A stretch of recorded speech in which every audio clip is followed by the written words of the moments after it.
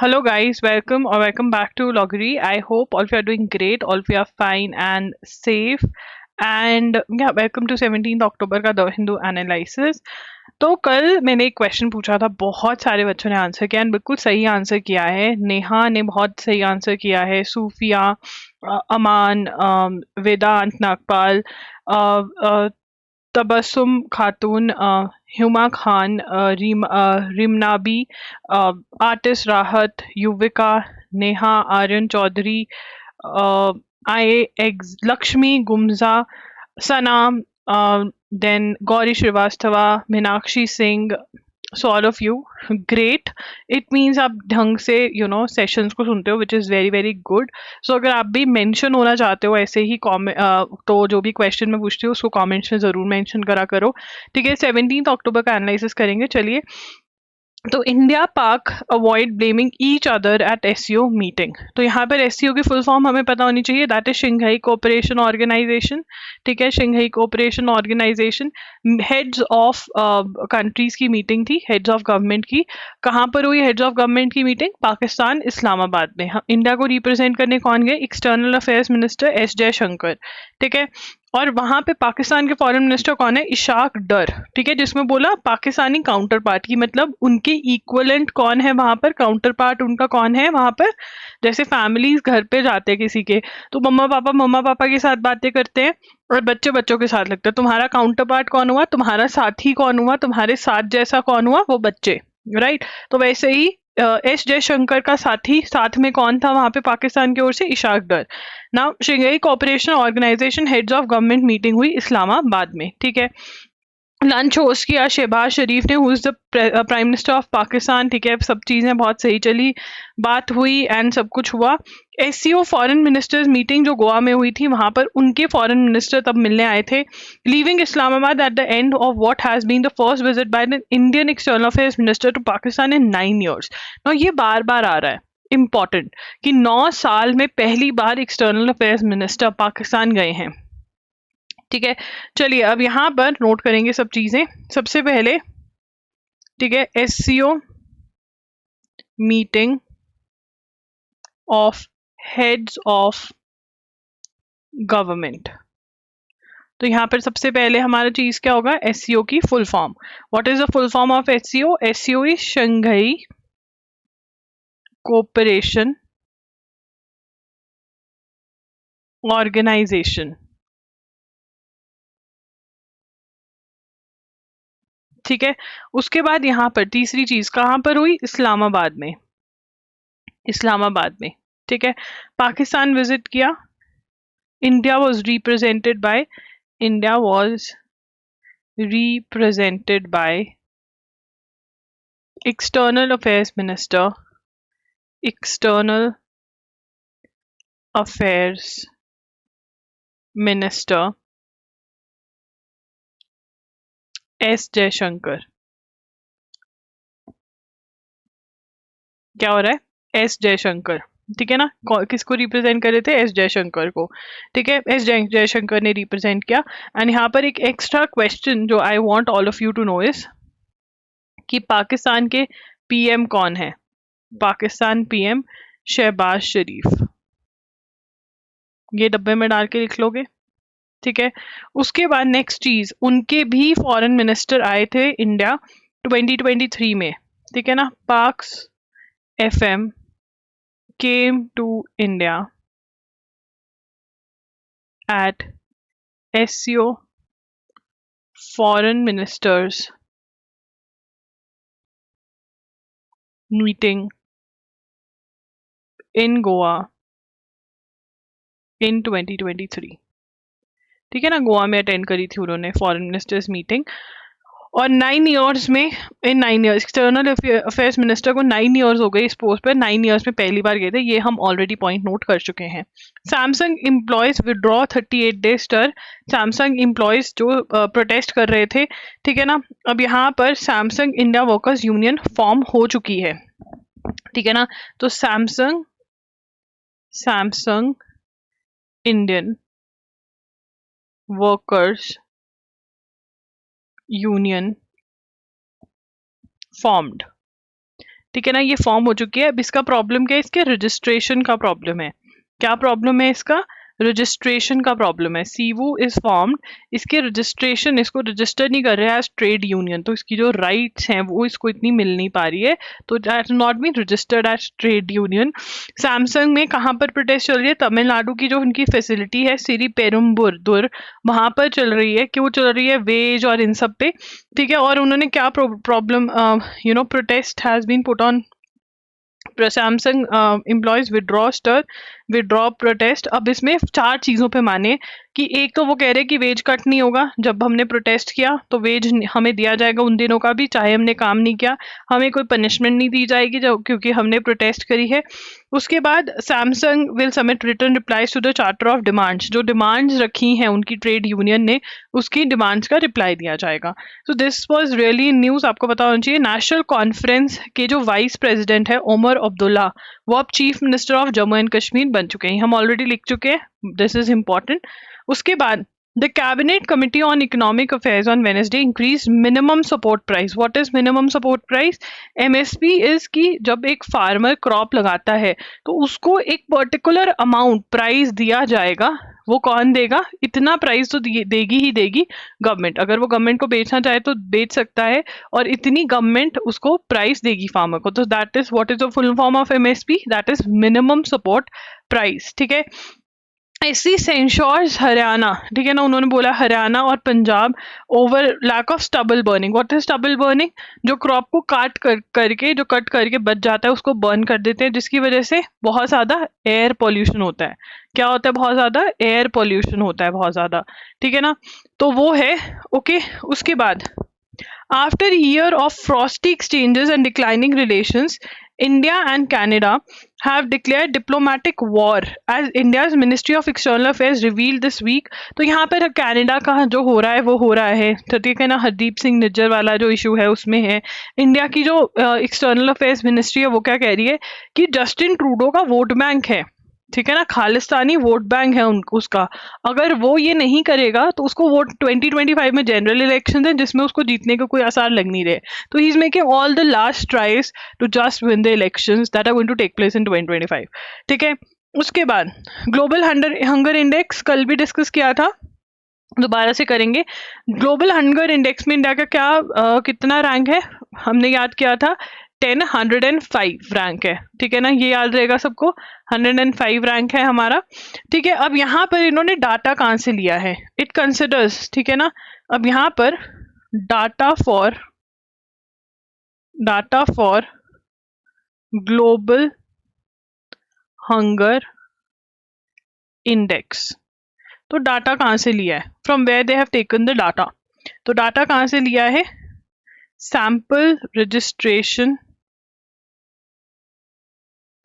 System statistical reports that Ministry of Statistics and Program Implementation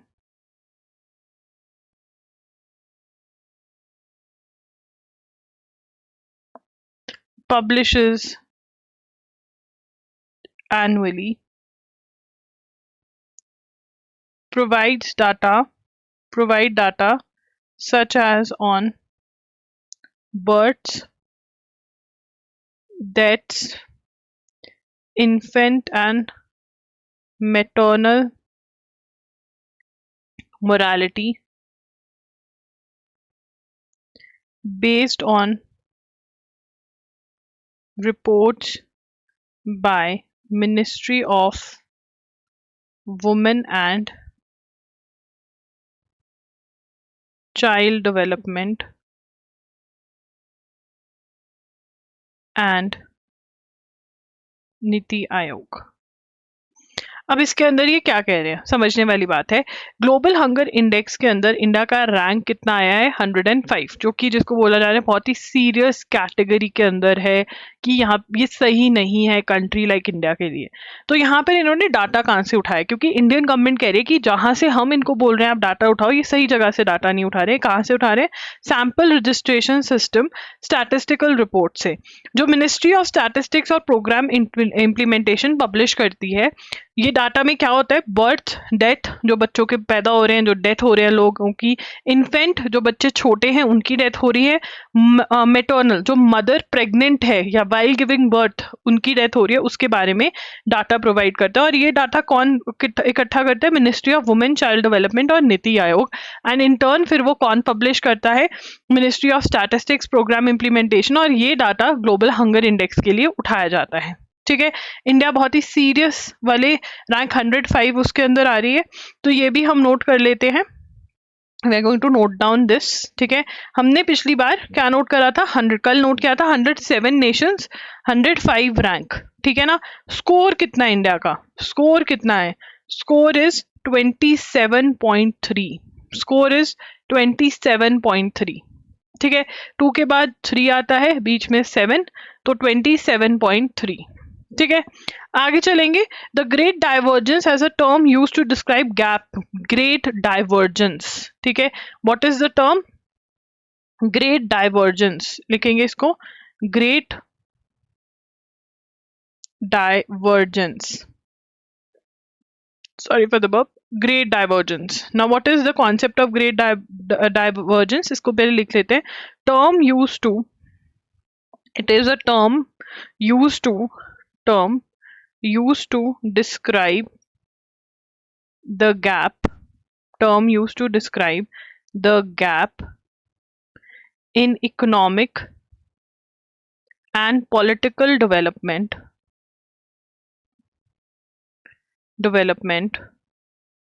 between the West and East। अब यहाँ पर यार waste और east क्या है, वेस्ट हम टर्म यूज करते हैं टू डोनेट और to refers to developing country, to developed country, sorry. जो डेवलप कंट्रीज हैं वो हमसे पॉलिटिकली इकोनॉमिकली बहुत आगे निकल चुकी हैं, यस है ना। अगर हम अपने आप को यूएसए, यूके, कनाडा, इन सब से यस डेवलप्ड है ये, तो ये ग्रेट डाइवर्जेंस है। ठीक है, this is great divergence, the gap between the developed countries and the developing countries and the poor countries, and that took place why, because Europe में इंडस्ट्रियलाइजेशन पहले हो गई। ठीक है ना, इंडस्ट्रियलाइजेशन पहले हो गई, और ये क्यों एमर्ज कर रहे हैं, they were able to enjoy and political power दूसरी साइड पर भी लेकर जा सके, क्यों, क्योंकि वहां पे इंडस्ट्रियलाइजेशन पहले आ गई। One of the most relevant findings that emerged from the scholarship is the idea that institutions established during colonialism have persistent effects। अब यहाँ पर ये जिनको नोबेल प्राइज मिला है इकोनॉमिक्स में, वो वेल्थ डिस्ट्रीब्यूशन की बात कर रहे हैं। ठीक है ना, कि क्यों एक कंट्री है जो बहुत अमीर है और एक कंट्री जो है वो गरीब है, क्यों है ऐसा कॉन्सेप्ट, और उसके अंदर ही ग्रेट डाइवर्जेंस की वो क्या कॉन्सेप्ट है ये, the gap, the economic and political gap between developed and developing countries और द वेस्ट एंड ईस्ट। ये क्वेश्चन आ सकता है। ओके, उसके बाद आगे चलेंगे। In the heart of India's legal system, from Supreme Court in Delhi to modest district courts in rural Bihar, now they are talking about this concept called as third party litigation funding। किसके बारे में बात कर रहे हैं, third party litigation funding के बारे में बात करें। किसके बारे में बात करें, थर्ड पार्टी लिटिगेशन फंडिंग के बारे में बात करें, दैट इज TPLF। ठीक है, थर्ड पार्टी लिटिगेशन फंडिंग। अब क्या है, एग्जाम्पल लेते हैं, ये कोई लिखेगा नहीं, अमन है, ठीक है ना, अमन ने चमन से पैसे लेने हैं। ठीक है, तो अब अमन के पास पैसा नहीं है केस फाइल करने के लिए, तो अमन रमन के पास गया कि क्या तुम मुझे पैसे दे दोगे रमन, मुझे चमन से पैसे लेने, अगर मेरे पास पैसे आ गए तो तुम इतने पैसे रख लेना।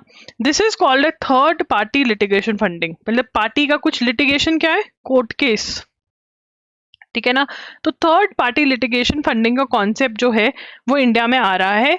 ठीक है, who foots the bill for justice in this context, the idea of has quickly emerged as game changer, potentially opening courtroom doors for many who felt they had been shutdown. तो अब यहाँ पर this is a very important topic for NLSAT and SLS Pune की होनी चाहिए, नहीं होनी चाहिए, what is your opinion, all of that. TPLF की जो फुल फॉर्म है वो एमसीक्यूज में पूछी जा सकती है। The idea behind it to rope investors in that would bankroll such legal in exchange for a cut for the winning. अब यहाँ पर टीपीएलएफ क्या है इसकी डेफिनेशन लिखवा देती हूँ मैं। TPLF is to rope in, to bring investors in that would pay for such legal battles in exchange for a cut of the winning। ठीक है ना, कि अगर जीत गए तो जो पैसा मिलेगा उसके अंदर से थर्ड पार्टी पैसा रखेगी। The need for an idea in India is painfully clear given the massive pendency and sky rocketing litigation expenses. अब इसकी नीड है क्या, नीड क्यों है इसकी, by there is a need, you don't need to write it, ये मैं बस समझा रही हूँ एज अ कॉन्सेप्ट, हर किसी को समझ में आना चाहिए क्योंकि रीडिंग कॉम्प्रिहेंशन भी आ सकता है। ठीक है ना, massive pendency, what is massive pendency? Massive pendency का मतलब जो केसेस पेंडिंग पड़े हैं, डिसाइड नहीं हो रहे हैं। स्काई रॉकेटिंग मतलब आसमान को छूने वाले प्राइसेस हो चुके हैं, लिटिगेशन, लॉयर के एक्सपेंसेस जो हैं वो बहुत ज़्यादा, एक वकालत अगर आपको वकील हायर करना है इट इज़ टू एक्सपेंसिव, तो हर कोई नहीं स्पेंड कर सकता, तो थर्ड पार्टी लिटिगेशन फंडिंग का कॉन्सेप्ट आ रहा है। Unfortunately we have reached a stage where justice is increasingly becoming a luxury only few can afford. वो कह रहे हैं कि जस्टिस भी एक लग्जरी हो गया है कि जो कुछ ही लोग अफोर्ड कर सकते हैं, हर कोई नहीं कर सकता। The Supreme Court in the landmark judgment Bar Council of India versus A K Balaji gave a green signal to TPLF. यहाँ पर सुप्रीम कोर्ट ने भी बोला, ठीक है ना was not off limits as long as lawyers were not the ones bankrolling. अब ये कह रहे लॉयर्स नहीं होने चाहिए जो थर्ड पार्टी फंडिंग कर रहे हैं, बाकी सब हमको मंजूर है। ठीक है, वेरी गुड। उसके बाद यहाँ पर breathe new air into public litigation, PIL file होंगी बहुत सारी, एडवांटेजेस डिसएडवांटेजेस है, तो ये वाला ना टॉपिक डाल के गूगल पे देख लेना, ये बहुत इंपॉर्टेंट है for NLSAT and SLS Pune. उसके बाद on October 15 the Tamil Nadu labour department announce that the month-long strike at Samsung manufacturing facility in Sri Perumbudur has ended। अब यहाँ पर MCQ अलर्ट, सबसे पहला क्या बनेगा, सैमसंग की कौन सी फैसिलिटी में प्रोटेस्ट चल रही थी वर्कर्स की, उनकी वर्कर्स की जो ट्रेड यूनियन है उसका नाम क्या है, उसकी फुल फॉर्म क्या है, ये हम ऑलरेडी लिख चुके हैं, ये एमसीक्यू बनेगा, ये आपको याद रखना है। उसके बाद affiliated to the centre for Indian trade union announce the withdrawal of the strike and said they will be return to work. अब यहाँ पर ये एफिलिएटेड है इंडियन ट्रेड यूनियंस को बट रिकॉग्नाइज नहीं है, ये जो अभी तक हमें पता चला है। While workers have raised various economic demand such as an increase in salaries, क्या डिमांड करें, सैलरीज इंक्रीज करनी चाहिए। At the heart of the protest is a demand for recognition of सीवू, तो जो उनकी जो ट्रेड यूनियन है उसको रिकॉग्नाइज किया जाए, ये भी ये डिमांड कर रहे हैं। The management has continue to stonewall the particular demand and the workers have restored to the judicial route. अब यहाँ पे matter is pending to in Madras high court, वो क्या कह रहे हैं कि जो हमारी ट्रेड यूनियन है सैमसंग की उसको रिकॉग्नाइज करा जाए। अब यहाँ पे मद्रास हाई कोर्ट डिसाइड करेगा। साउथ कोरियन कंपनी सैमसंग जो है वो कौन सी कंपनी है, it is a south Korean company, India में 1995 में आई थी, नोएडा के अंदर, उत्तर प्रदेश के अंदर इनके प्लांट्स हैं। ठीक है, उसके बाद how do east Asian firms view unions. अब ये जो साउथ कोरियन कंपनीज हैं ये काइजान के कॉन्सेप्ट पे काम करती हैं, ठीक है ना, और ये क्या कहती है, ओवर द ईयर्स हमको ज्यादा काम करना है। काइजान क्या है, जापानीज प्रोडक्शन मेथड, ये कौन से प्रोडक्शन मेथड पे काम करती है, काइजान क्या है, it is a Japanese production method, ये सभी लिखेंगे, Japanese production method. What is kaizen, kaizen is a Japanese production method जिसके अंदर ये क्या कहते हैं, कॉन्टिन्यूस इम्प्रूवमेंट, क्या कहते हैं, लिखेंगे ये continuous improvement to increase work intensity and reduce idle time। ठीक है ना, क्या कि वर्क इंटेंसिटी, प्रोडक्टिविटी हम इंक्रीज कर सकें और Velapanti, free time, idle time का मतलब क्या है, फ्री टाइम कम हो और प्रोडक्टिविटी टू द मैक्सिमम हो, दैट इज काइजान। ठीक है ना, ये इस पे काम करते हैं। तो जो इनके ऊपर वर्कलोड बढ़ा देते हैं, वर्कर्स के ऊपर वर्कलोड बहुत ज़्यादा बढ़ा देते हैं ये लोग, और फिर उसी में पेमेंट उतनी देते नहीं है, तो ये प्रॉब्लम है। ठीक है ना। इंडिया के कंसर्न्स क्या है, the prolonging of strike causes concern for both central and state government, for the former regarding India's manufacturing ambition। अब यहाँ पर प्रॉब्लम क्या है, इंडिया चाइना का ऑल्टरनेटिव बनना चाहता है, वहां पे तो प्रोटेस्ट हो ही नहीं सकती है। वहां पे प्रोटेस्ट क्यों नहीं हो सकती है, because there is dictatorship, dictatorship form of government, right to speech नहीं है वहां पर। ऐसा नहीं है कि आप राइट टू स्पीच लेकर बोलोगे हम ये करेंगे। इंडिया डेमोक्रेटिक है, हर किसी की अपनी ओपिनियन है। वहां पर चाइना में everyone can not have opinion, no, whatever their government is saying they have to do it, there is no right to freedom, right to speech. These concepts are not recognized in China. If they have to work, they have to work, simple. So alternative to China बनना है तो हमारे यहाँ पर भी कुछ ऐसा सा लेकर आना पड़ेगा, क्योंकि कंपनीज डोंट लाइक कि उनका, देखो अगर 38 डेज की स्ट्राइक थी, ये तो बहुत दिनों की स्ट्राइक हो गई, नो प्रोडक्शन, कितना ज्यादा लॉस हुआ, दिवाली सर पर है, इस टाइम पे तो बिक्री होनी थी इंडिया में। So yes, all of these things everyone is observing, not only Samsung, all the companies who are planning to come to India और ऑब्जर्विंग दिस ट्रेंड, राइट। तो अब यहाँ पे, and for the latter who are forced to strike a balance between attracting foreign investments and signifying its political governing. अब यहाँ पर उनको foreign investment भी चाहिए कि दूसरी कंपनीज आके भी हमारे यहाँ पर काम करें, तो there is a lot of problem. तो यहाँ पर ये प्रेस्टीज इशू बन जाता है कि हम दोनों को बिठा करके समझा करके एक ग्राउंड पर लेकर आए और इस चीज को खत्म करें। उसके बाद the global hunger index, the global hunger index for 2024, again for labor issue, NLSAT SLS Pune, this is an important topic, please everyone ensure that you go through, you run through this topic। ठीक है, उसके बाद आगे चलेंगे। The global hunger index for 2024 states, एक minute, the global hunger index for 2024 states that a serious level of hunger is prevalent in India। India में serious level of hunger है, हमारा 105th रैंक है आउट ऑफ 127 कंट्रीज, 27.3 स्कोर है। अब score के बारे में बात करेंगे, GHI लिख रही हूँ मैं शॉर्ट में, ठीक है ना। अब यहाँ पर हमारा जो स्कोर है वो कितना है, 27.3। What is our score, what is our score, 27.3, ठीक है ना। और वो कह रहे हैं अ स्कोर बिलो, लिखेंगे a score below 9.9 indicates, a score below 9.9 indicates low level of hunger, 10 to 19.9 moderate, 35 to 49.9 alarming, and above 50 extremely alarming। तो हम किसके अंदर आ गए, हम किसके अंदर आ गए, हम टुवर्ड्स अलार्मिंग वाली साइड, हमें मॉडरेट टू अलार्मिंग के बीच में आ रहे हैं, हम ये वाली कैटेगरी में आ रहे हैं। ठीक है, ये हमें पता होना चाहिए। The score is based on, अब ये इंपॉर्टेंट है, स्कोर किस पे बनाया जाता है, score is based on 4 broad parameters. 4 चीजों के ऊपर स्कोर जो है वो बेस्ड होता है। वो 4 चीजें कौन सी हैं, सबसे पहले है चाइल्ड स्टंटिंग। क्या है फर्स्ट चीज, चाइल्ड स्टंटिंग। अगर एक बच्चा अपनी एज के अकॉर्डिंग हाइट में नहीं बढ़ रहा है, ठीक है ना, हाइट उसकी छोटी है, ठीक है, share of children under 5 with low height proportional of their age, ठीक है ना। और ये न्यूट्रिशन, ठीक है ना, शॉर्ट हाइट, अगर हाइट छोटी है in proportion to their age, in proportion to age, तो उसमें क्या कहते हैं हम कि चाइल्ड स्टंटिंग है, बच्चा छोटा रह गया है। और ये किसके लिए ये किसकी वजह से होता है, क्रॉनिक अंडर न्यूट्रिशन, मतलब अंडर न्यूट्रिशन, जो न्यूट्रिशन बच्चे को मिलना चाहिए वो अगर बच्चे को नहीं मिल रहा है तो what it leads to, it leads to child stunting, what it leads to child stunting।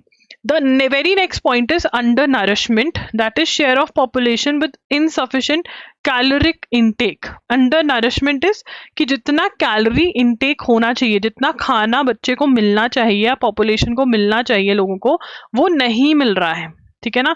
Insufficient in insufficient, what is it called, we are going to write the meaning also, caloric intake, ठीक है ना, जितना calorie intake होना चाहिए उससे कम calorie intake है population का। Child wasting, child wasting, weight of child, share of children under 5 with lower weight proportion to their height, ठीक है ना, lower weight, weight जो है वो कम है, ठीक है। उसके बाद चाइल्ड मोरालिटी, ठीक है ना, चाइल्ड मोरालिटी का मतलब क्या होता है, a child who dies before his or her fifth birthday, ठीक है ना, child dies before fifth birthday, ठीक है, समझ में आ गया। एक बार और समझाऊंगी। तो हमारे यहाँ पर क्वेश्चन क्या बन सकता है कि जो रैंक आता है ये किसके ऊपर बेस होता है, चाइल्ड स्टंटिंग, चाइल्ड वेस्टिंग, ठीक है ना, चाइल्ड की हाइट छोटी है, चाइल्ड का वेट कम है, अंडर नरिशमेंट है, या फिर चाइल्ड ही मर गया बिफोर फिफ्थ बर्थडे, तो इन सब चीजों के ऊपर स्कोर बेस्ड होता है, ठीक है ना। The report traced under nourish, तो ये सारा, तो ये बच्चों पे क्या असर है, क्या वो है, तो ये undernourishment, child wasting, child morality, इन चार पैरामीटर्स पे बेस्ड है। And this has been a PYQ, कि वो पूछ ले कि किन पैरामीटर्स पे बेस्ड है, तो ये चार याद हो जाएंगे अगर बहुत इजीली, छोटी हाइट, कम वेट, कम खाना, और morality, death. Morality, what is the meaning of the term morality, death.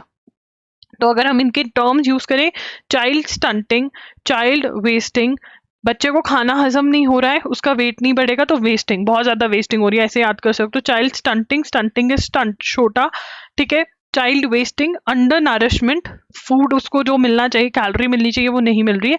Child morality, okay, that's how you learn it. उसके बाद, however, the analysis states that India has demonstrated significant political will to transform the food and nutrition landscape.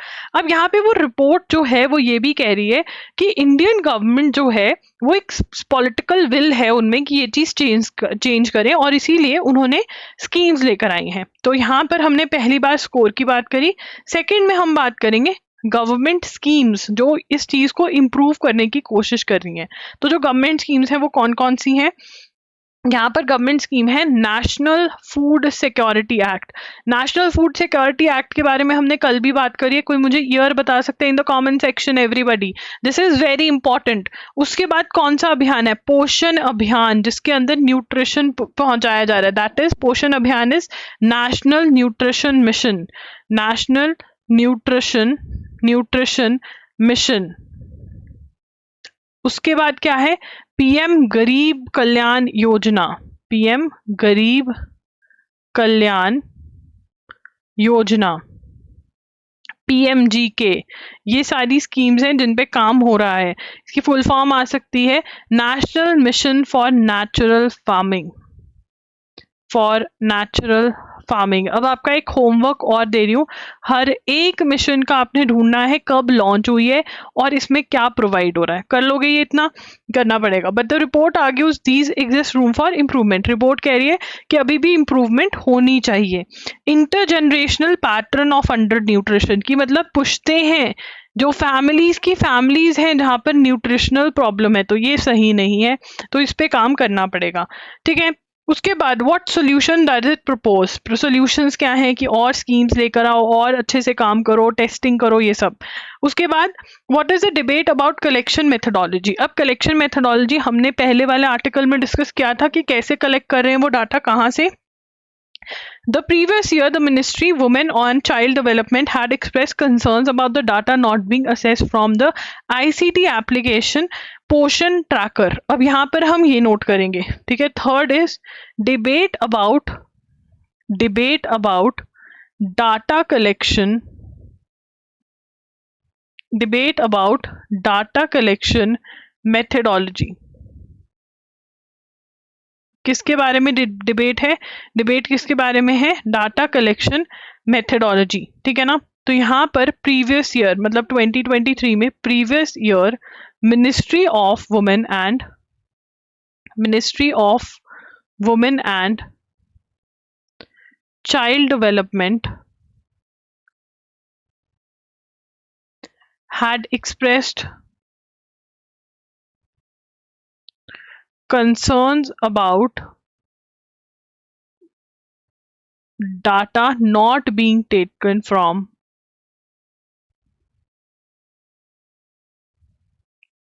their ICT application, that is Poshan tracker. तो इन्होंने Poshan tracker से, इन्होंने Poshan tracker that is ICT application, वहां से नहीं उठाया अपना data. Ministry pointed out that UNICEF, WHO and World Bank have acknowledged the tracker as great game changer. अब यहाँ पे कह रहे हैं कि पोषण ट्रैकर जो है उसमें से डाटा उठाना था, जिसकी तारीफ बहुत हुई है। It observe child wasting being consistently below 7.2% on a month on month basis. However researchers have maintained that they use survey estimates that have been vetted for inclusion in joint malnutrition estimates and or WHO global database on child growth and malnourishment। पर वो कहते हैं कि हम वहीं से जहाँ से उठा रहे हैं डाटा वहां से उठाएंगे। तो ये भी डिबेट है कि आप डाटा सही जगह से नहीं उठा रहे हो। ठीक है, उसके बाद Neetu day Villiers cook inducted into ICC Hall of fame. Former Indian spinner Neetu David, who still holds the record for the best figures by 8 for 53 by women in an individual test innings, on Wednesday become only the second female cricketer from the country to be inducted into the ICC Hall of Fame। ठीक है ना, अब यहाँ पर ICC Hall of Fame heading देंगे, ICC Hall of Fame heading देंगे। सबसे पहले पॉइंट में क्रिकेटर का नाम लिखेंगे, that is Neetu David. Neetu David. अब नीतू डेविड के बारे में लिखेंगे, Neetu David she is a Indian spinner. ठीक है ना, इंडियन स्पिनर, बॉलिंग फॉर्म क्या है इनका, स्पिनर। ठीक है ना, इंडियन स्पिनर है। ठीक है, holds the record of 8 for 53। ठीक है ना, 53 रन दिया, 8 विकेटें ले ली, by a woman in an individual test inning. ठीक है ना, टेस्ट इनिंग में ये इन्होंने किया। Became only, now she is again very important, became only second female cricketer, only second, became only second, she is the only second female cricketer from India to be inducted into ICC Hall of Fame। ICC Hall of Fame में जाने वाली, she has become the second cricketer, second female cricketer। ठीक है, अब उसके बाद second और कौन लोग इंडक्ट हो रहे हैं, सेकंड कौन है, AB डे विलियर्स। ठीक है ना, AB de Villiers. This is very important name again, South Africa के हैं ये, साउथ अफ्रीका। ठीक है, now again third one and England, former England captain that is Alastair Cook, star Cook. ठीक है, last star Cook. Now this person who is he, last star Cook is former England captain.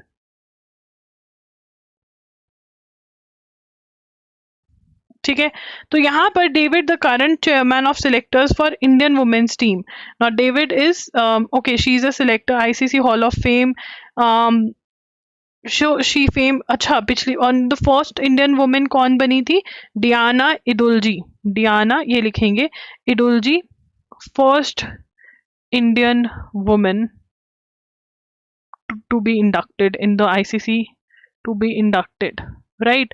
Now this is very very important, a PYQ, this is a PYQ, very important। नाम याद हो जाएगा, Neetu David, बहुत ही easy नाम है, याद करेंगे अभी इसको, अभी याद करेंगे, यस नीतू डेविड। ठीक है, कोई दिक्कत नहीं है। सेकंड वुमेन जो इंक्लूड हुई आईसीसी में, 8 for 53 ली थी विकेटें, स्पिनर बॉलर है। ठीक है, AB day wheelers south Africa के हैं, एल्स्टार कुक इंग्लैंड के हैं, याद रहेगा। आगे चलेंगे, Diana Edulji, she is the first women to be inducted, first women, Indian women to be inducted in ICC Hall of Fame. कोई दिक्कत नहीं है, होनी नहीं चाहिए, ये नाम मुझे याद चाहिए। Neetu David, AB de Villiers, Alastair, अल्लास दुख, अल्लास स्टार कुक, याद रहेगा, स्टेयर कुक। ठीक है, अब आगे चलेंगे। Saudi Arabia cartoonist gets 23-year jail sentence. Why? A Saudi artist has been sentenced to more than 2 decades in prison over political cartoons allegedly insulting the Gulf Kingdom's leadership, his sister and rights group. Mohammed Al Hazara, father of 5, was arrested in February. तो यहाँ पर नाम लिखेंगे मोहम्मद अल हजा, ठीक है ना, Saudi artist sentenced to 23 year in prison. क्यों? Over political cartoons that insulted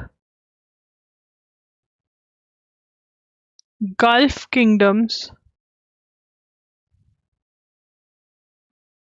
leadership. जो उनकी लीडरशिप है गल्फ किंगडम की, किंग और उनकी जो परिवार है उनकी बेइज्जती कर रहे थे पॉलिटिकल कार्टून्स के थ्रू। मोहम्मद अल हजा, उनको 23 इयर्स की सजा हुई है। कितनी? 2323। उसके बाद आगे चलेंगे। म्यांमार जुंता, म्यांमार के अंदर क्या हुआ था? What happened in Myanmar?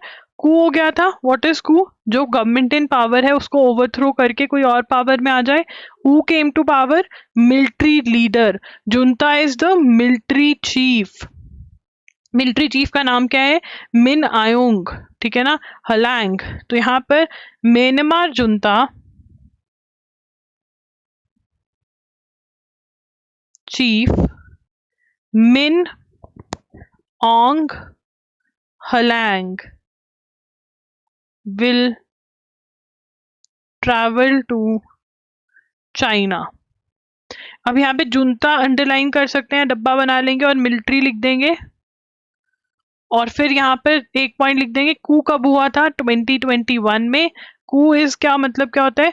ओवरथ्रोइंग forcefully the government that is in power. जो गवर्नमेंट पावर में है उसको धक्के से रिमूव कर लेना, ठीक है।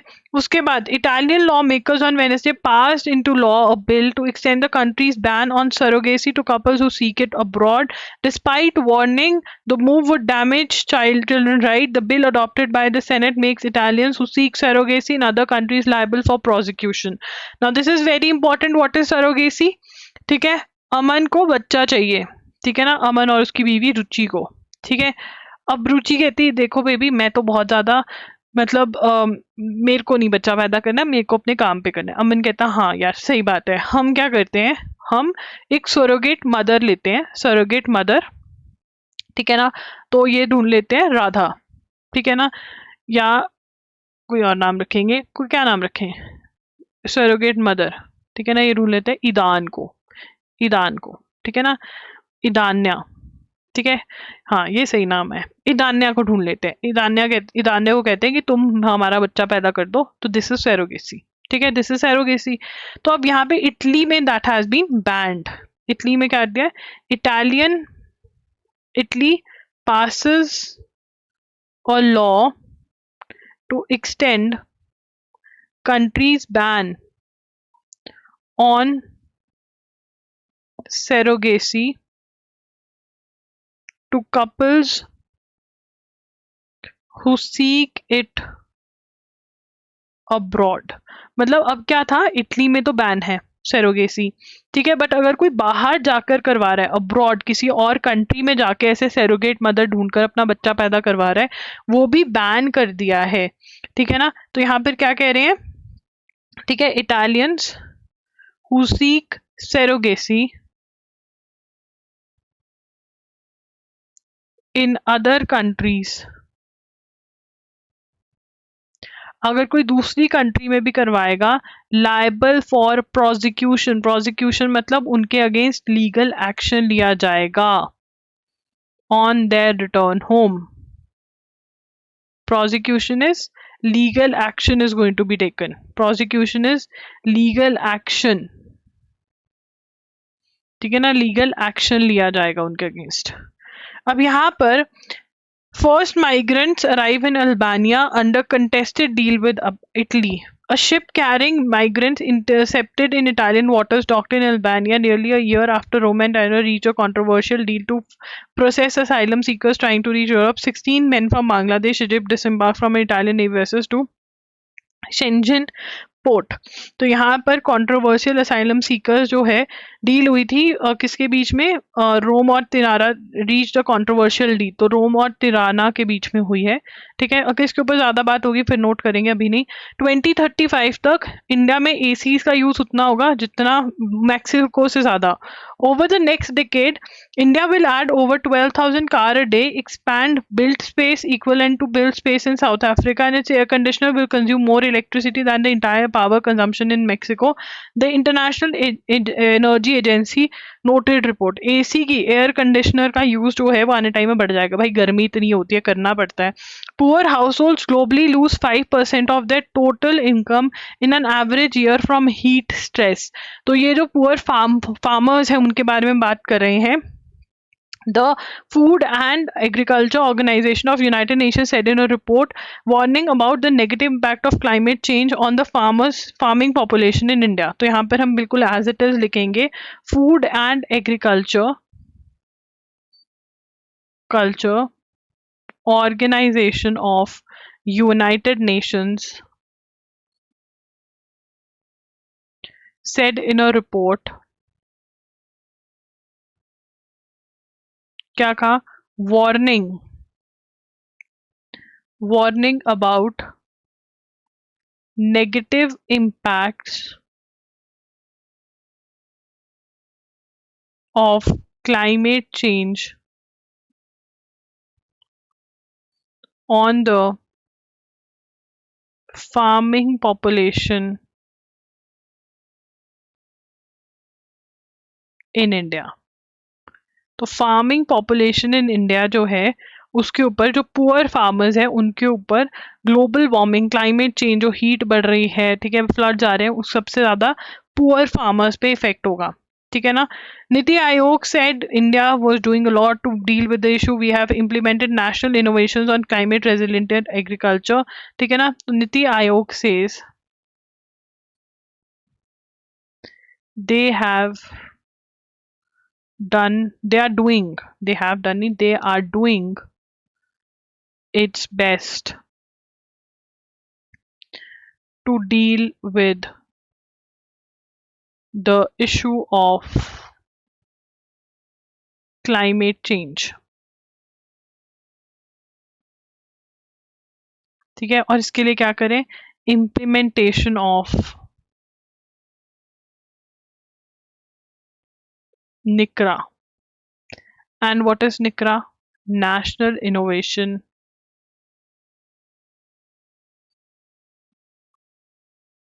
innovations on climate resilient agriculture, much earlier to address the problem of climate change. We were first in the world to do so for all crops. We have also have contingency plan for। तो यहाँ पर ये मतलब national innovations on climate resilient agriculture की, resilient agriculture मतलब कि climate change हो तो भी हमारी जो एग्रीकल्चर है उस पर इफेक्ट ना हो, इसके लिए निकरा लेकर आए, नीति आयोग ने बोला। ठीक है, तो निकरा का फुल फॉर्म पता होना चाहिए, निक्कर से निकरा। नाउ मैन्युफैक्चर है, अब इसमें ऐसे याद कर लो। ठीक है, तो मेरे दादू जो थे वो निक्कर डालना अलाउड नहीं करते थे। ठीक है, but I being I used to wear it, तो निक्कर निकरा तो निकरा क्यों डाला है बेटा तुमने? The manufacture marketing of antibiotics may be regulated, prescription to be mandatory. अब यार तुम जाते हो, ठीक है, तुम्हें बुखार होता है, तुम जाते हो और कहते हो हाँ भाई बुखार की दवाई दे दे, है तो वो एंटीबायोटिक ना, but that is not right. तो यहाँ पर ड्रग्स टेक्निकल, किसने बोला है? Drugs technical advisory board, that is DTAB, has recommended। now the term recommended is very important, उन्होंने recommend किया है। ठीक है ना, अभी हुआ नहीं है। recommended inclusion of all antibiotics in the definition of new drug in the new drugs and clinical trial rules 2019। ये क्यों कर रहे हैं? अब जो drugs, the recommendation to drugs consultative committees aim to curbing the growth of, ठीक है ना, curbing aims to curb the growth of anti microbial resistance, that is AMR। now what is AMR? देखो यार क्या होता है, हम क्या करते हैं इंडिया में स्पेशली, ऑफ द काउंटर बोलते हैं इसको। ऑफ द काउंटर का मतलब कि गए बोला दे दो, दे दिया, ऑफ द काउंटर खरीद लिया। प्रिस्क्रिप्शन, डॉक्टर ने बोला कि हाँ इसको ये दवाई दे दो, ठीक है, डॉक्टर ने रेकमेंड करा है। अब इससे क्या हो रहा है, क्योंकि हम बिना प्रिस्क्रिप्शन के, हम बिना डॉक्टर से पूछे अपने आप ही दवाई ले लेते हैं, ठीक है ना, एंटी माइक्रोबियल रेजिस्टेंस हो रही है कि हमारी बॉडी इतने एंटीबायोटिक्स खा चुकी है कि जब हमें सच में एक मेजर ड्रग मेडिसिन लेना पड़ता है तो बॉडी कहती है असर ही नहीं होता उसके ऊपर, क्योंकि हम फालतू में इतने खा चुके हैं, ठीक है। तो इसलिए वो क्या कह रहे हैं, इंक्लूजन ऑफ एंटीबायोटिक्स ऑल्सो, कि इसके लिए भी रिक्वायरमेंट ऑफ प्रिस्क्रिप्शन हो, रिक्वायरमेंट ऑफ प्रिस्क्रिप्शन हो, सो दैट ये चीज ना हो, तभी दवाई मिलेगी अगर डॉक्टर ने कहा। अगर डॉक्टर को लग रहा है तुम्हें एंटीबायोटिक खानी चाहिए तभी तुम खाओगे, ठीक है ना। तो manufacture marketing of manufacture marketing of prescription to be mandatory, यहाँ पे लिख लो प्रिस्क्रिप्शन टू बी मैंडेटरी, ठीक है। उसके बाद Nayab Singh Saini is the CM of Haryana. Nayab Singh Saini is the CM of Haryana, ठीक है। उसके बाद आगे चलेंगे, army to commemorate 62 years of battle of Walong with China, ठीक है ना, आर्मी टू कमेमोरेट